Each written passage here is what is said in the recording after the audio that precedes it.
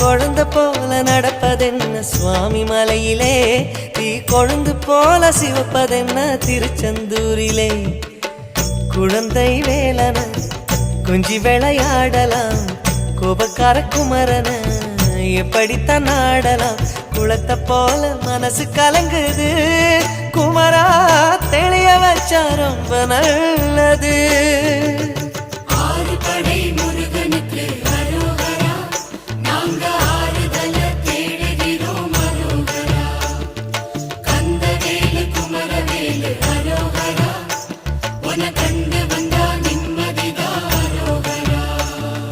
பழனியிலே சந்நியாசி, தணிகையிலே சம்சாரி, ஓம் கணக்கு புரியலையே முருகா, ஓம் கணக்கு புரியலையே முருகா.